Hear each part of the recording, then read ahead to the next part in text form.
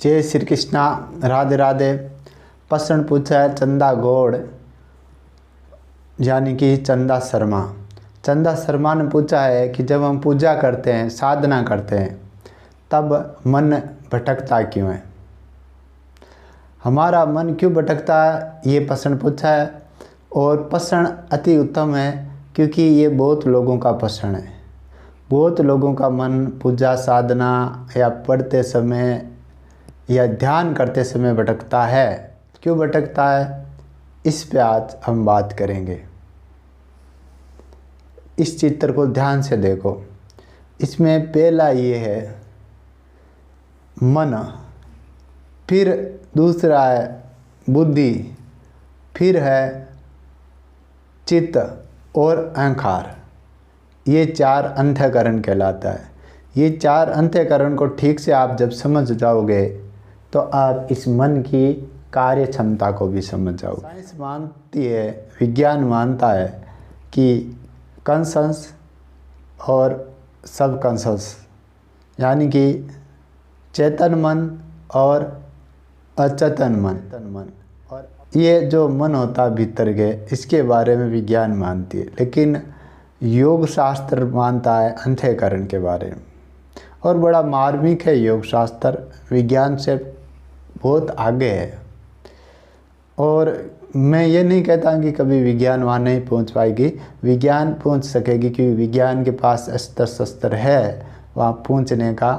Machine के द्वारा नहीं और निरीक्षण के द्वारा पहुँचेंगे। तो अब हम बात करेंगे, ये चार अंतःकरण है। जैसे आप कोई काम करते हो, पिछले कुछ सालों में या कुछ महीनों में आपने ऐसा कुछ जगह अभ्यास कर लिया या ऐसा कुछ बार बार वो काम कर लिया जिसके द्वारा आपका मन भटकता है। मन भटकता है एक तो जहाँ आपका मोह होता है, जहाँ बार बार सूक्ष्म रूप से वो रस्सी की तरह खींचा जाता है। वो रस्सी दिखाई नहीं पड़ती है और बारीक रस्सी है, बारीक रस्सी आपको रूपी रस्सी है। दूसरा, जिस पे आपको गुस्सा आता है, जब आप साधना करोगे, पूजा करोगे, आपका मन वहाँ भटकेगा। फिर एक और कारण है डर का। जिससे डर है, जिससे आप कंपते हो, तो पूजा करोगे, साधना करोगे तो आपका ध्यान वहाँ जाएगा। जैसे सांप आ गया घर में, या सुबह देख लिया और आज शाम पूजा करने के लिए कोई बैठा है, अब अगरबत्ती या दीपक लेके या ध्यान करके आसन पर बैठ रहा है, लेकिन ध्यान में ये आएगा कि सांप तो नहीं आ रहा है या कहीं सांप तो है नहीं, तो ये डर की ओर ध्यान जाएगा। डर कुछ भी हो जाएगा, सांप केवल उदाहरण है। और एक कारण है जहाँ लालच होता है, लोभ होता है, आपका ध्यान वहाँ चला जाता है, वहाँ भटक जाता है कि ये लालच है, अब ये पाऊँगा, मैं ये प्राप्त करूँगा, वहाँ भटक जाता है। इसलिए एक मोह को, लालच को, क्रोध को और डर को, इसे हटा करके आप जब साधना में बैठोगे, ध्यान में बैठोगे या पूजा करोगे, तो आपका मन नहीं भटकेगा। भगवान श्री कृष्ण जी ने कहा, हे अर्जुन, ये मन बड़ा चंचल है, लेकिन ये भटकता भी है, पर ये वश में हो जाता है दो चीज़ों से। दो अस्त्र शस्त्र है मन को वश में करने का, एक अभ्यास और दूसरा वैराग्य। ये दोनों के द्वारा आप धीरे धीरे करके मन को वश में कर लोगे।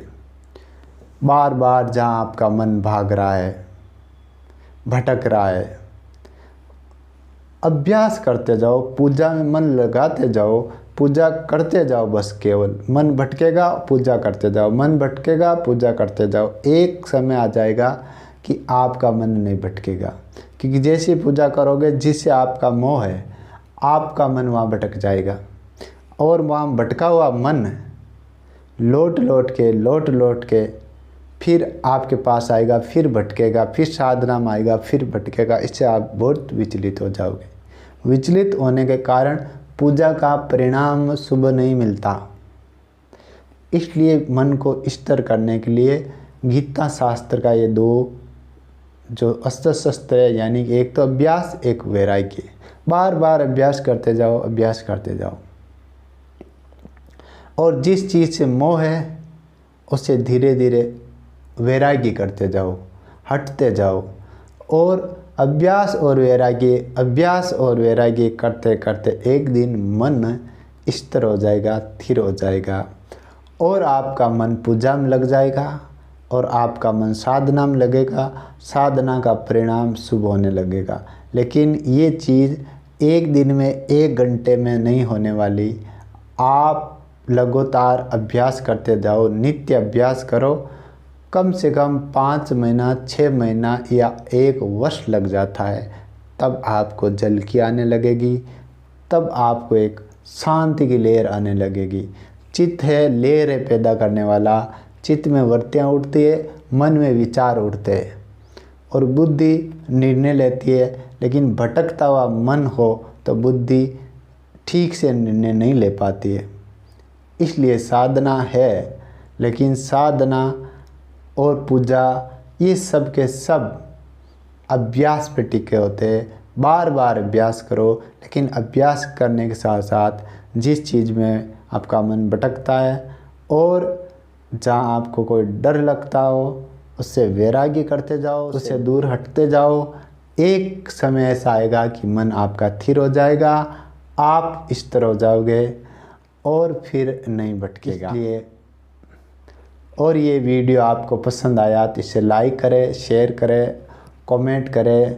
और आप वीडियो पे नए हो, इस चैनल पे आप नए हो तो सब्सक्राइब करें, ताकि जो आप प्रश्न पूछोगे मैं उसका उत्तर दे सकूँगा।